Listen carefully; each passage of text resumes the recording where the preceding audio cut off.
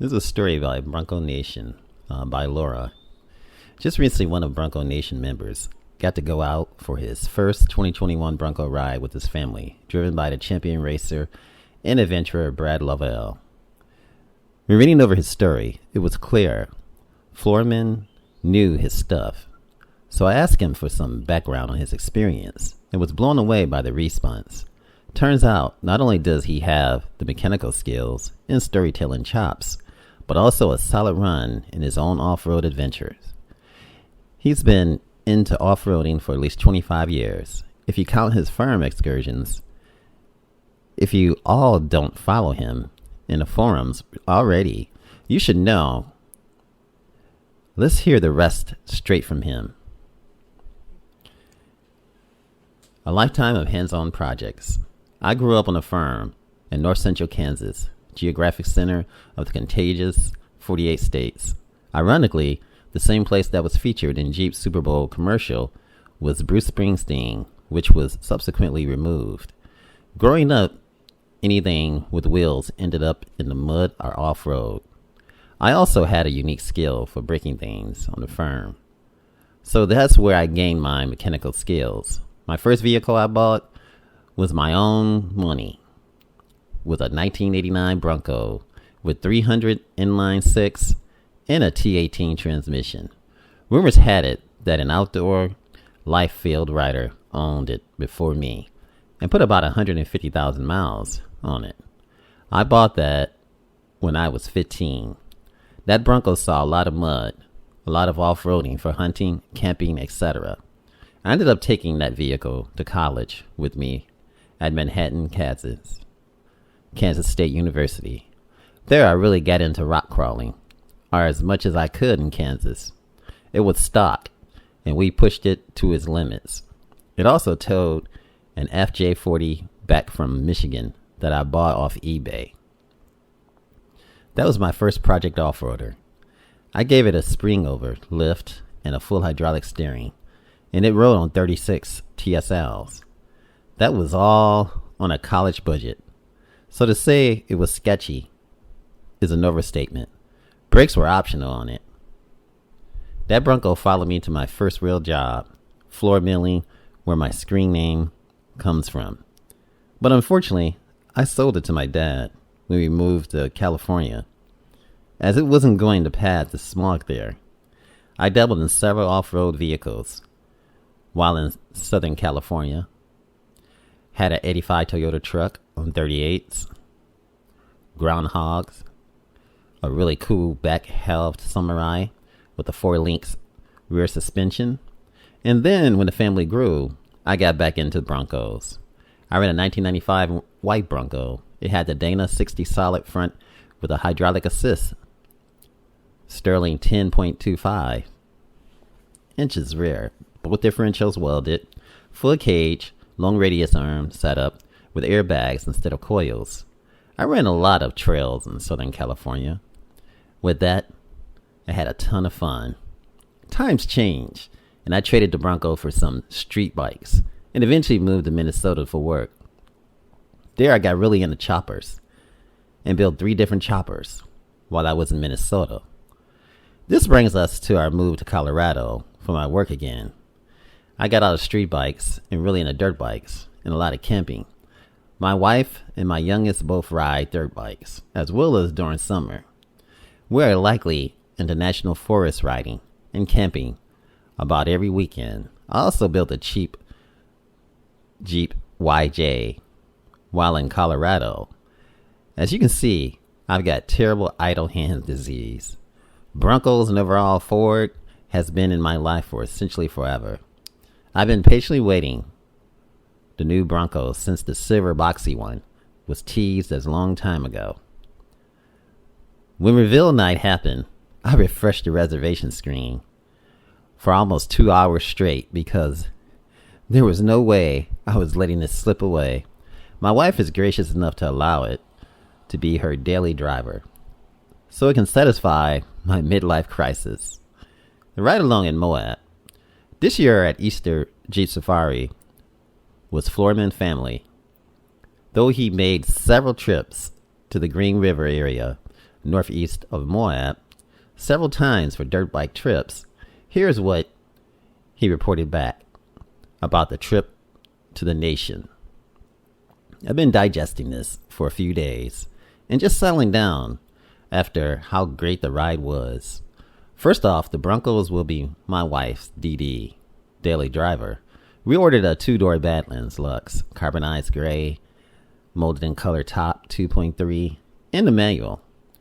We had our ride along on Saturday morning, and we wanted to get the 2-door to see how it was. My wife rode in the front. I hopped in the back with my 6-year-old in a booster seat. We got the 2-door Badlands with a Sasquatch and Brad Lavelle driving. First impressions from hopping in the back is that there was decent room coming in from the passenger side. The seat leans forward, then slides, just like my 89 and 95 Bronco that I had. I'm 6 foot and about 200 pounds and fit great getting in. My 6-year-old needs a little boost to get in, and I did notice it was a bit of a step to get in.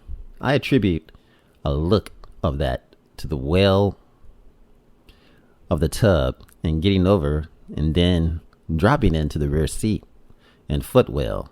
The rear seat felt extremely good and big enough for me. I had about 2 to 3 inches from my knees to the back of the front seat. We pulled on the highway and I noticed the tire pressure monitor system lights was on, and then noticed tire pressure was in the mid-20s. Mileage looked to be in the mid-12s. But this was after a week of running people around in MOAB. We got to the entry road and we were stuck behind several vehicles. All the while doing 25 to 30 miles per hour of the rocky and bouncy road. I had just finished driving a Jeep for a rental car the week before, so it was fresh in my mind how much the Bronco was soaking up, even compared to the F-150, which would have felt like it was going to fall apart. I was immediately impressed. As we were pulling into the loop, Brad noticed that there was a large line of Jeeps in front of us and would likely bog down our experience. He asked if we minded it if he took shortcut through a wash to catch the rest of the group. We told him go for it. He immediately put the Baja mode and the fun was on. He was slamming and railing into berms and chewing up acceleration and braking bumps in a sandy wash, all the while working the Bronco through the wind wide portions. I was giggling. My 6-year-old was hanging on for her life and laughing, and I don't know what my wife thought.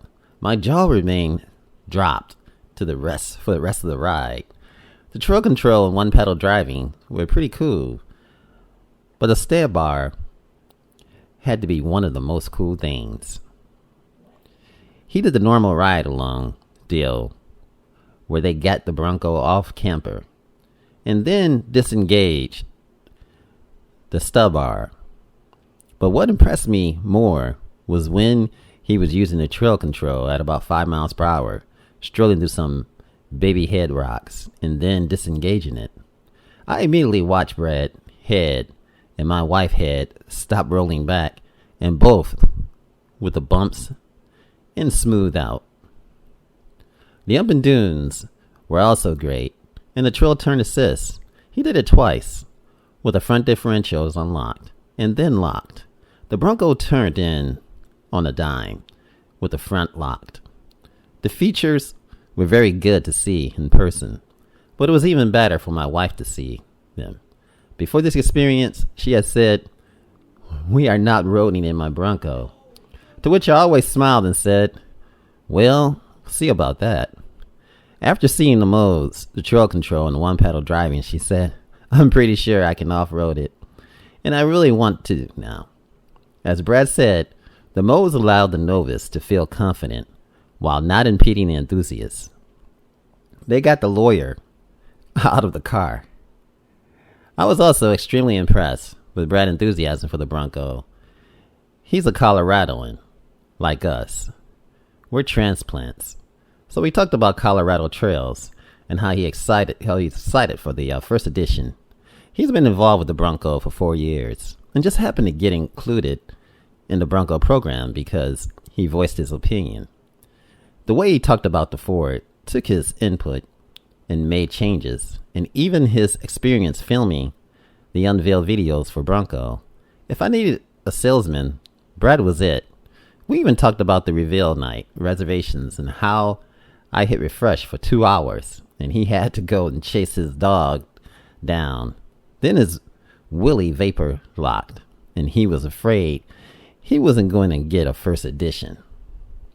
We came back, and my wife wanted to make 2 changes immediately. She changed her mind on the Cyber Orange, as it looks more yellow in person, and she wanted to be able to have the donut mode, or the trail turn assist, as us Bronco nerds refer to. So we jumped to a 2.7 in automatic. I was also unaware that the 2.7 is the only motor that offers the trail turn assist due to how the brake boosters is set up. The 2.3 has a normal vacuum brake booster, while the 2.7 runs an electronic actuator, and that's how the trail turn is actuated.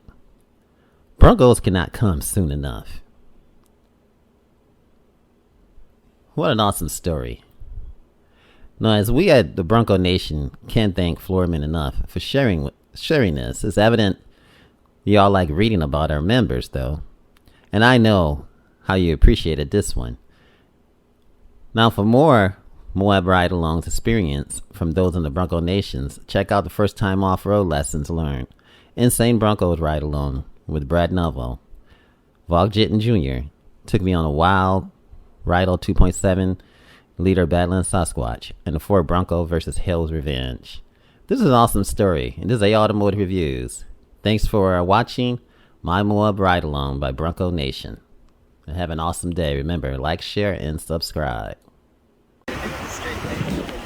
Hey guys, it's A Automotive Reviews. Thanks for watching the video. Appreciate your time. Remember, like, share, and subscribe, and have a fantastic day. We out.